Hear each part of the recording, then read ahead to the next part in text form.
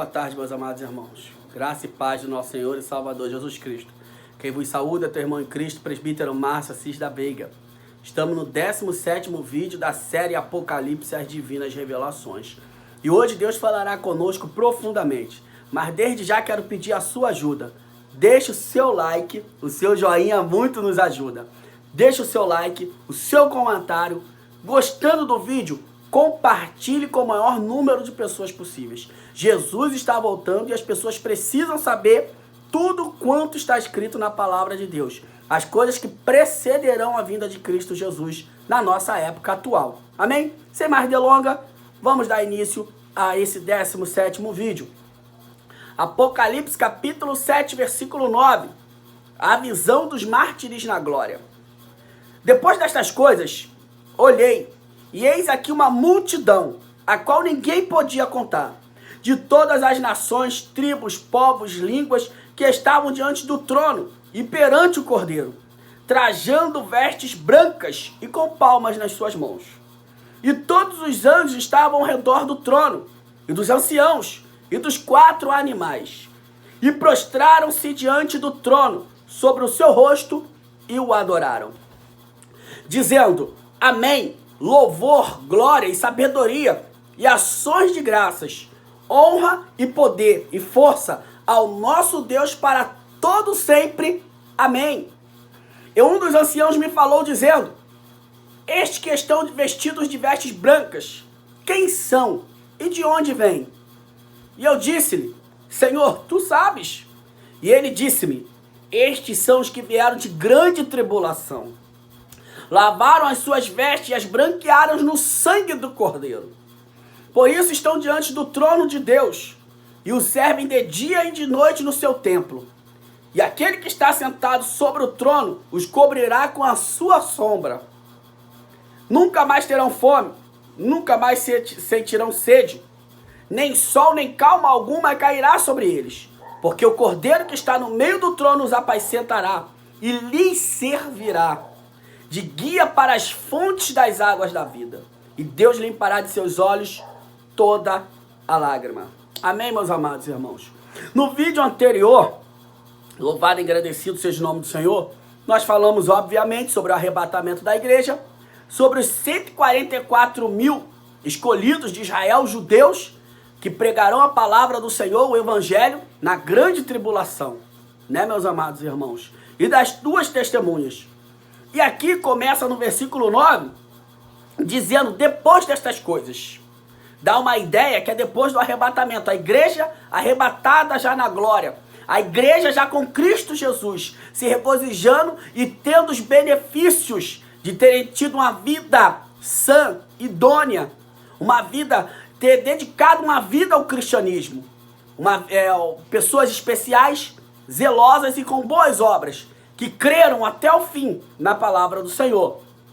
E o anjo que falava com o apóstolo João disse: depois dessas coisas, olhei e eis aqui uma multidão da qual ninguém podia contar.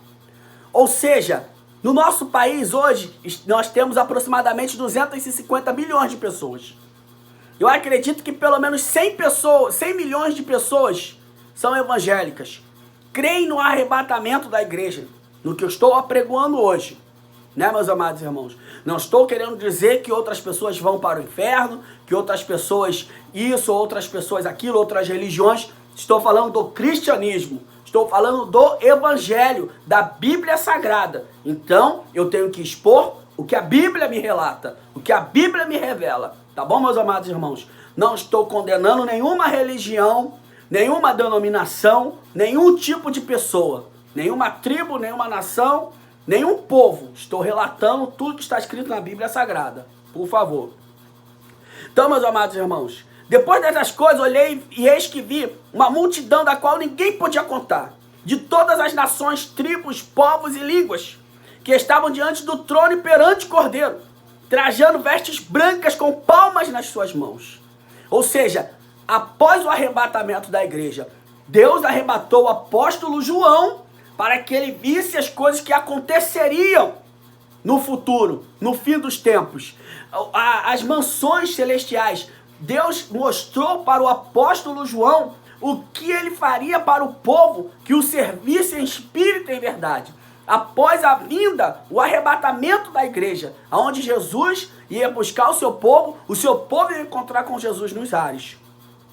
E eram tanta gente, que ele chegou a dizer que eram incontáveis, tais como a areia do mar e as estrelas dos céus. Louvado e engrandecido seja o nome do Senhor. E clamavam com grande voz, dizendo: salvação ao nosso Deus que está sentado no trono e ao Cordeiro. Ou seja, agradecendo por terem sido arrebatadas, agradecendo por estarem na presença do Senhor, agradecendo por estarem num lugar de repouso, um lugar extraordinário, indescritível. Com as suas poucas palavras, com a sua pouca sabedoria, o apóstolo João tentou descrever como é a glória do Eterno, os lugares que estão preparados para os salvos em Jesus Cristo. Mas nenhuma palavra desse planeta, nenhuma coisas boas, nem ruins, tem como descrever o que está preparado para os salvos na glória. Louvado seja Deus. E aqui eles agradecem. Salvação e glória ao Cordeiro. E todos os anjos estavam ao redor do trono, e dos anciãos, e dos 4 animais. Prostraram-se diante do trono, e sobre o seu rosto adoraram a Deus, dizendo: amém, louvor, glória e sabedoria, ações de graças, honra e poder, força ao nosso Deus, para todo sempre. Amém. Às vezes a pessoa passa num culto e ouve os irmãos eufóricos, felizes, glória a Deus, aleluia, amém. De onde esses irmãos tiram isso? Da Bíblia Sagrada. Que os anjos se prostram diante de Deus. E no céu, no trono de Deus, eles se prostram e adoram a Deus e glorificam a Deus. E se há um culto lá em cima, pentecostal, avivado, com os anjos e os seres celestiais, glorificando, exaltando, engrandecendo, reconhecendo o poderio de Deus, aqui na terra nós temos que fazer o mesmo. Glória a Deus, aleluia, louvado seja Deus, amém. Ações de graça seja dada a esse Deus que é todo poderoso e ao seu santo e sagrado Filho Jesus, que vai vir arrebatar a sua igreja em breve. E um dos anciãos me falou dizendo: estes que estão vestidos de vestes brancas, quem são e de onde vieram? Aleluia. E eu disse-lhe: Senhor, tu sabes. E ele disse-me: estes são os que vieram de grande tribulação. Lavaram suas vestes e as branquearam no sangue do Cordeiro. Por isso estão diante de Deus, do trono do Deus vivo, e o servem de dia e de noite no seu templo. Aquele que está sentado sobre o trono os cobrirá com a sua sombra. Aqui, meus amados irmãos, a visão dos mártires na glória é o título dessa mensagem. Aqui nós podemos ver que são os cristãos de todos os séculos. Hoje nós estamos no século 21. Então os cristãos do século I, após a morte e ressurreição e a ascensão de Cristo Jesus, quando ele foi recebido acima nos céus. Do século I até os dias de hoje e até o dia do arrebatamento da igreja, Deus havia mostrado para o apóstolo João, para ele deixar relatado que valeria a pena, se fosse necessário, morrer pela causa do evangelho. Porque quando viesse a recompensa, quando viesse o pagamento, o galardão, todos ficariam satisfeitíssimos. Como está dizendo aqui, louvado e engrandecido seja o nome do Senhor, Apocalipse capítulo 7, versículo 13. E um dos anciãos me falou dizendo: estes que estão de vestidos de vestes brancas, quem são e de onde vêm? Branco é a cor da paz, da pureza. Estão vestidos, e o anjo, o apóstolo João disse: tu o sabes, Senhor? Eu não sei, o Senhor me trouxe para cá, eu quero respostas. E o anjo lhe falou: estes vieram de grande tribulação e lavaram suas vestes e as branquearam no sangue do Cordeiro. Ou seja, os cristãos de todas as épocas, que passaram por grandes tribulações, que passaram por perseguições. Na história da igreja, quando você estuda teologia ou seminário, que você vai ver a história da igreja, muitos cristãos, eles eram amarrados em postes, presos nos postes, e tacavam fogo neles vivos, para que eles servissem de lanterna, de luz noturna. E esses cristãos morreram pela causa do evangelho, porque não deixaram de apregoar o evangelho. Creram nas promessas da Bíblia Sagrada, creram na Bíblia Sagrada e sacrificaram as suas vidas por amor ao evangelho, assim como Jesus também se sacrificou por nós. E estes são os que estão de vestes brancas lá na glória, diante do trono do Cordeiro e do Pai Todo-Poderoso. Receberam seus galardões, sofreram aqui, perderam suas vidas, mas não negaram a Cristo Jesus. Branquearam suas vestes no sangue do Cordeiro. Foram lavados, remidos, transformados, salvos pelo poder que há no sangue e no nome do nosso Senhor e Salvador Jesus Cristo. E não amaram as suas vidas até a morte. Então, meus amados irmãos, hoje nós temos no Brasil, nós temos um cristianismo maravilhoso. Nós podemos evangelizar, nós não temos pena de morte para cristão, nós ainda não somos presos, nós não somos perseguidos no Brasil. Nós temos liberdade para pregoar o evangelho. Hoje nós ainda conseguimos usar as plataformas digitais, as redes sociais, YouTube, Facebook, Instagram, Twitter. De certo é que nós temos que medir nossas palavras. Eu meço as palavras que eu vou falar. Principalmente como se trata de escatologia, como se trata da visão atual do fim dos tempos, eu tenho que medir as minhas palavras, para que a plataforma, o algoritmo, não entenda que é discurso de ódio. Mesmo assim, nós temos liberdade de expressão. Olha como que os nossos irmãos, nossos antepassados, esses que o apóstolo João viu na glória, com as suas vestes branqueadas, uns morreram. O apóstolo Pedro foi crucificado de cabeça para baixo. Santo André, o apóstolo André, foi crucificado em forma de X, uma cruz em forma de X. O apóstolo Paulo foi decapitado. O diácono Estevão foi apedrejado. Lá, 600 anos antes de Cristo Jesus, o profeta Isaías foi cerrado ao meio. Olha, irmãos, o preço que os apóstolos, os profetas, pagaram, os sacerdotes, para pregoarem a palavra de Deus, para essa palavra chegar até os dias atuais. E essas promessas são fiéis e verdadeiras. Tanto aqueles que morreram martirizados por amor do Evangelho, como aqueles também que combateram o bom combate, encerraram a sua carreira e guardaram a fé, tais como o saudoso Davi Miranda, grande pregador do século XXI, do século XX e pedaço do século XXI, grande ministro ganhador de almas, e outros tantos grandes que tem por aí. Todos que estiverem o nome no livro da vida terão essa recompensa. Vestes brancas, adorarão o Cordeiro. E é isso que Deus tem preparado para nós. Então, meus amados irmãos, vamos apregoar o Evangelho a tempo e a fora de tempo. Vamos glorificar e exaltar o nome do Senhor. Vamos adorar o Eterno. As suas palavras são fiéis e verdadeiras. E disse-lhe: Senhor, tu sabes. E ele me disse, aleluia, estes são os que vieram de grande tribulação, lavaram as suas vestes e as branquearam no sangue do Cordeiro. Por isso estão diante do trono de Deus, e o servem de dia e de noite no templo. E aquele que está sentado sobre o trono os cobrirá com a sua sombra. Nunca mais terão fome, nunca mais terão sede, nem sol nem calma alguma cairá sobre eles. Porque o Cordeiro que está no meio do trono os apacentará e lhes servirá de guia para a fonte das águas da vida.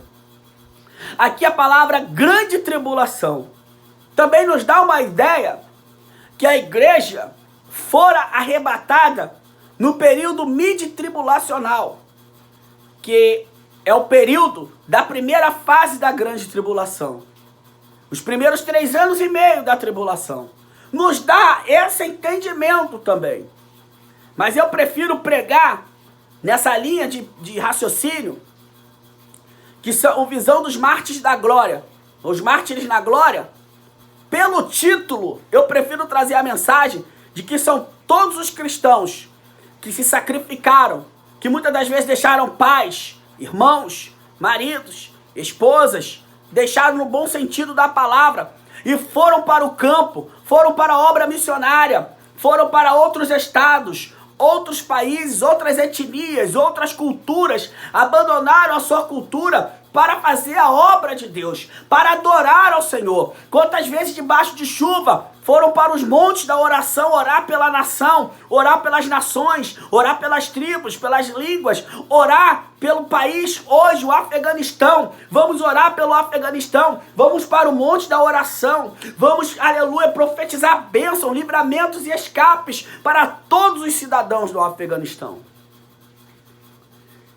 Então, meus amados irmãos, eu não quero entrar nesse mérito, que a igreja fora arrebatada no período mid-tribulacional. Por isso que está dizendo que esses vieram de grande tribulação. Porque desde que a igreja é igreja, passa por grande tribulação.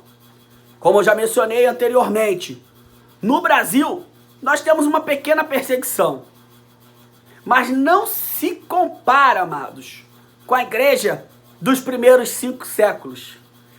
Não se compara com a igreja dos segundos 5 séculos. Ou seja, do ano 1 até 1000 depois de Cristo. 1500 depois de Cristo. 2000 depois de Cristo. E século 21, como acontecerá lá no Afeganistão, se o poder que atua lá agora, o governo de lá, pegar algum cristão. Eles vão matar decapitados, se eles não negarem a fé. Eles não vão negar a fé em Cristo Jesus. Perderão as suas vidas por amor a Cristo. E a Bíblia nos diz no Evangelho de Mateus, aquele que perder a sua vida por amor a Cristo, achá-la-á. Chegarão diante do trono, serão recebidos. Jesus vai falar, vinde benditos de meu Pai, recebei por herança aquilo que está preparado desde a fundação da terra, desde a fundação do mundo. Vinde benditos. Os receberá, dará veste branca, vão para o seio de Abraão esperar o arrebatamento da igreja.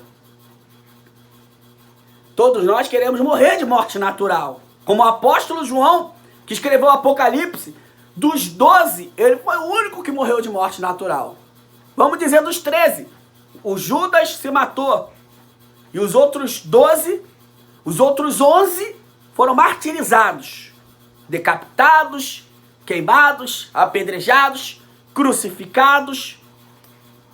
E o apóstolo João morreu de morte natural.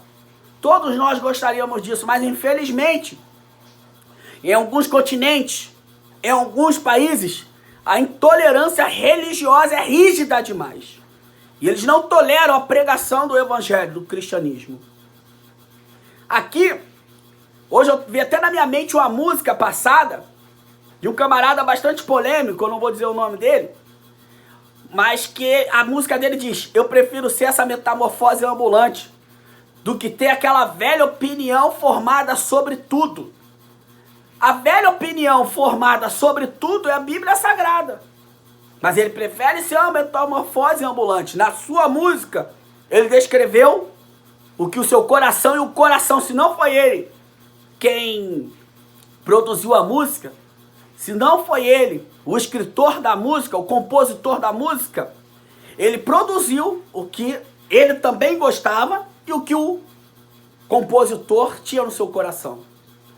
Mas hoje, irmãos, Jesus Cristo te faz um convite. Aceite Jesus como o único suficiente salvador da sua alma. Leia a Bíblia Sagrada. Deus, ore ao Senhor e diga, Senhor, Deus, se o Senhor existe, se a Bíblia Sagrada é a verdade, se este livro traz salvação para minha alma, se este livro é o guia para eu morar no céu, me revela.